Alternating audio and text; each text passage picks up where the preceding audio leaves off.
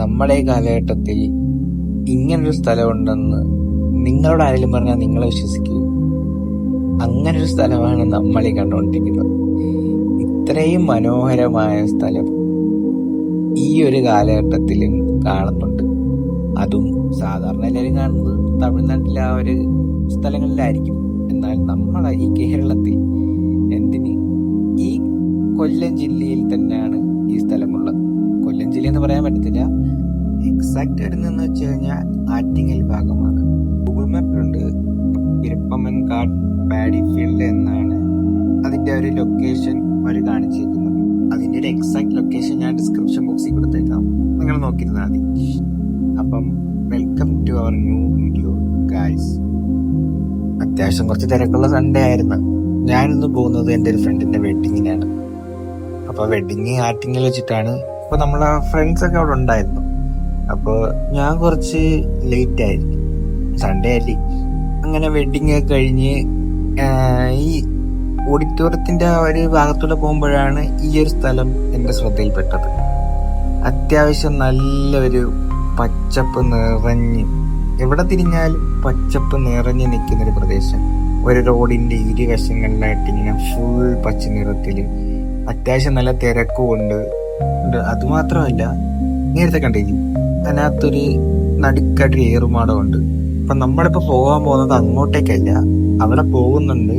ഇവിടെ മറഞ്ഞിരിക്കുന്ന വേറൊരു സ്ഥലമുണ്ട്. അവിടേക്കാണ് ഈ കാണുന്ന ആൾക്കാരെല്ലാം പോയിക്കൊണ്ടിരിക്കുന്നത്. ഇതാണ് ഞാൻ പറഞ്ഞ ആ ഒരു വെള്ളച്ചാട്ടം. വെള്ളച്ചാട്ടമല്ല, വെള്ളച്ചാട്ടം പോലെ ഇരിക്കും. അങ്ങനൊരു മനോഹരമായൊരു സ്ഥലമാണ്.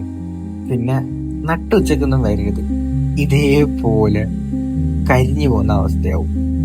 അത്യാവശ്യം നല്ല ഒഴുക്കൊക്കെ ഉണ്ട്, എന്നാലും അവിടെയുള്ള ആൾക്കാരാണെന്ന് തോന്നുന്നു. കുറെ പേരൊക്കെ കുളിക്കുകയൊക്കെ ചെയ്യുന്നുണ്ടായിരുന്നു. അങ്ങനെ ആ ഒരു വ്യൂ അത് പറഞ്ഞറിയിക്കാൻ പറ്റത്തില്ല. അങ്ങനെ ഞാനും അത്യാവശ്യം വെള്ളത്തിലോട്ടൊക്കെ ഇറങ്ങി.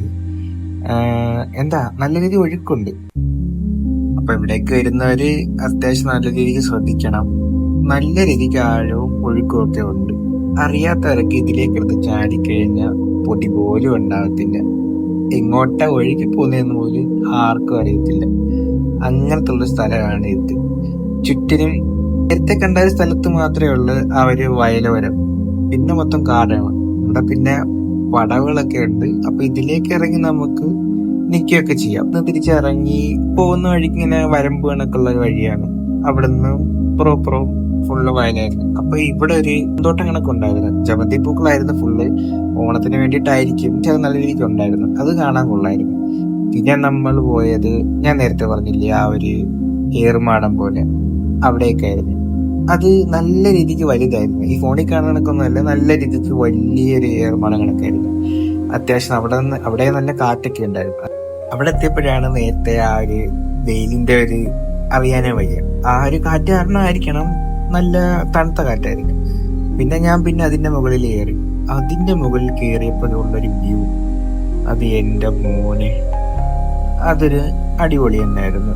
ആ ഒരു ഫുള്ള് ചുറ്റിനിങ്ങനെ റൗണ്ട് രീതി ഇങ്ങനെ നിൽക്കുന്നു. അത് അത്യാവശ്യം കൊള്ളായിരുന്നു. ഇതിൽ കാണുന്ന പോലെ അല്ല, അത്യാവശ്യം നല്ല രീതിക്ക് ഹൈറ്റും ഉണ്ട്. ഇതിന്റെ സൈഡിലൊക്കെ നിന്ന് എന്തെങ്കിലും കാണിച്ചു കഴിഞ്ഞാൽ നേരെ പോയി വീഴുന്നത് ആ വയലിലോട്ടായിരിക്കും. വയലിൽ ഫുള്ള് ചെളിയാണ്, അത് ഓർക്കണം. അപ്പം അങ്ങനെ കുറെ നേരം കാറ്റൊക്കെ ആസ്വദിച്ച് അങ്ങനെ ഞാൻ അവിടെ നിന്ന് ഇറങ്ങി. അപ്പോൾ അത്രയേ ഉള്ളൂ ഗായ്സ്. Bye bye.